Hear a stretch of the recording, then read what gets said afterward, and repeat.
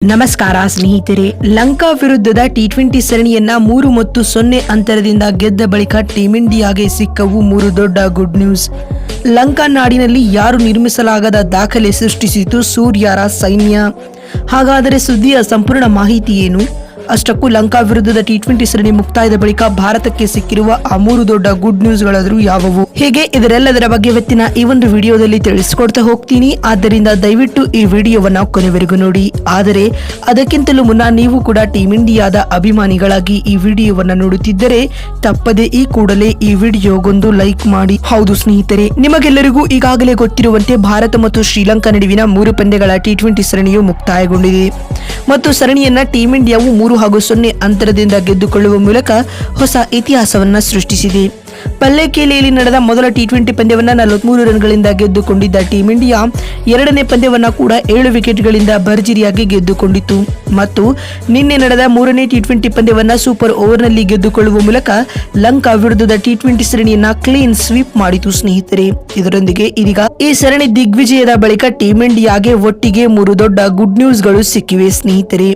ಮೊದಲನೇ ಒಳ್ಳೆಯ ಸುದ್ದಿ ಬಂದ್ಬಿಟ್ಟು ಭಾರತಕ್ಕೆ ಸಿಕ್ಕಿದರೂ ಅಪಾಯಕಾರಿಯಾದ ಆಲ್ರೌಂಡರ್ಗಳು. ಹೌದು ಸ್ನೇಹಿತರೆ, 3ನೇ ಟಿ20 ಪಂದ್ಯದಲ್ಲಿ ಟೀಂ ಇಂಡಿಯಾ ತಂಡದ ಪರ ಸೂರ್ಯಕುಮಾರ್ ಯಾದವ್ ಹಾಗೂ ರಿಂಕು ಸಿಂಗ್ ಬೌಲಿಂಗ್ ಮಾಡುವ ಮೂಲಕ ಪಂದ್ಯವನ್ನ ಗೆಲ್ಲಿಸಿಕೊಟ್ಟಿದ್ದರು. ಈ ಇಬ್ಬರು ಆಟಗಾರರು ಟಿ20 ಕ್ರಿಕೆಟ್ ನಲ್ಲಿ ಹೊಡಿಬಿಡಿ ಆಟವನ್ನ ಆಡಲು ಹೆಸರುವಾಸಿಯಾಗಿದ್ದರು. ಆದರೆ ಇದೀಗ ಈ ಇಬ್ಬರು ಆಟಗಾರರು ಬೌಲಿಂಗ್ ಮಾಡುವ ಮೂಲಕ ತಂಡಕ್ಕೆ ಗೆಲುವು ತಂದುಕೊಡುತ್ತಿದ್ದಾರೆ. ಸೂರ್ಯ 20ನೇ ಓವರ್ ಬೌಲಿಂಗ್ ಮಾಡಿ 5 ರನ್ ಬಿಟ್ಟುಕೊಟ್ಟರು ಮತ್ತು 2 ವಿಕೆಟ್ ಪಡೆದರು. ಇನ್ನು ರಿಂಕು ಸಿಂಗ್ 19ನೇ ಓವರ್ ಬೌಲಿಂಗ್ ಮಾಡಿ ಕೇವಲ 3 ರನ್ ಬಿಟ್ಟುಕೊಟ್ಟು ಪ್ರಮುಖ 2 ವಿಕೆಟ್ ಕಬಳಿಸಿ ಮಿಂಚಿದರು. ಇದರೊಂದಿಗೆ ಈ ಇಬ್ಬರು ಆಟಗಾರರು ಸ್ಟಾರ್ ಆಲ್ರೌಂಡರ್ ಗಳಾಗಿ ಎಮರ್ಜ್ ಆಗುತ್ತಿದ್ದಾರೆ. ಈ ಮುಖ್ಯವಾಗಿ ಇದು ಟೀಂ ಇಂಡಿಯಾಗೆ ದೊಡ್ಡ ಗುಡ್ ನ್ಯೂಸ್ ಆಗಿ ಪರಿಣಮಿಸಲಿದೆ.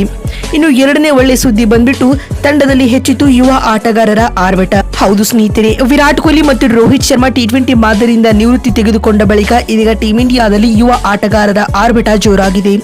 ಭಾರತ ಮತ್ತು ಲಂಕಾ ನಡುವಿನ ಟಿ20 ಸರಣಿಯಲ್ಲಿ ರಿಯಾನ್ ಪರಾಗ್, ವಾಷಿಂಗ್ಟನ್ ಸುಂದರ್, ರಿಂಕು ಸಿಂಗ್, ಯಶಸ್ವಿ ಜೈಸ್ವಾಲ್ ರಂತಹ ಯುವ ಆಟಗಾರರು ತಮ್ಮ ಅದ್ಭುತ ಪ್ರದರ್ಶನ ತೋರುತ್ತಿದ್ದಾರೆ.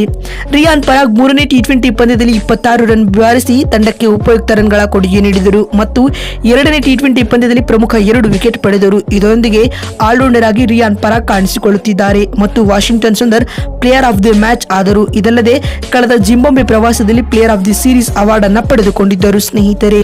ಮತ್ತು ರಿಂಕು ಸಿಂಗ್ ಹಾಗೂ ಯಶಸ್ವಿ ಜೈಸ್ವಾಲ್ ಸರಣಿ ಉದ್ದಕ್ಕೂ ಉತ್ತಮ ಪ್ರದರ್ಶನ ನೀಡಿದ್ದಾರೆ. ಇದೀಗ ಯುವ ಆಟಗಾರರ ಆರ್ಭಟವು ಟೀಂ ಇಂಡಿಯಾದ ಪಾಲಿಗೆ ಒಳ್ಳೆಯ ಸುದ್ದಿ ಅಂತಾನೆ ಹೇಳಬಹುದು. ಇನ್ನು 3ನೇ ಮತ್ತು ಕೊನೆಯ ಗುಡ್ ನ್ಯೂಸ್ ಬಂದ್ಬಿಟ್ಟು ಅದು ಸೂರ್ಯಕುಮಾರ್ ಯಾದವ್ ಅವರ ಕ್ಯಾಪ್ಟನ್ಸಿ ವಿಚಾರವಾಗಿ. ಹೌದು ಸ್ನೇಹಿತರೆ, ಟೀಂ ಇಂಡಿಯಾದ ಟಿ20 ತಂಡದ ಹೊಸ ಕ್ಯಾಪ್ಟನ್ ಆಗಿರುವ ಸೂರ್ಯಕುಮಾರ್ ಯಾದವ್ ಅವರಿಗೆ ಇದೀಗ ಮೊದಲ ಸರಣಿಯಲ್ಲಿ ಶುಭಾರಂಭ ಸಿಕ್ಕಿದೆ. ಇದಕ್ಕೂ ಮುನ್ನ ಆಸೀಸ್ ವಿರುದ್ಧದ ಟಿ20 ಸರಣಿಯಲ್ಲಿ ನಾಯಕತ್ವ ವಹಿಸಿದ್ದ ಸೂರ್ಯಕುಮಾರ್ ಯಾದವ್ 4-1 ಅಂತರದಿಂದ ಹಾಗೂ ಸೌತ್ ಆಫ್ರಿಕಾ ವಿರುದ್ಧದ ಟಿ20 ಸರಣಿಯನ್ನ 1-1 ಅಂತರದಿಂದ ಗೆದ್ದುಕೊಂಡಿದ್ದರು. ಇದೀಗ ಲಂಕಾ ವಿರುದ್ಧದ ಟಿ20 ಸರಣಿಯನ್ನ 3-0 ಅಂತರದಿಂದ ಗೆದ್ದುಕೊಂಡಿದ್ದಾರೆ.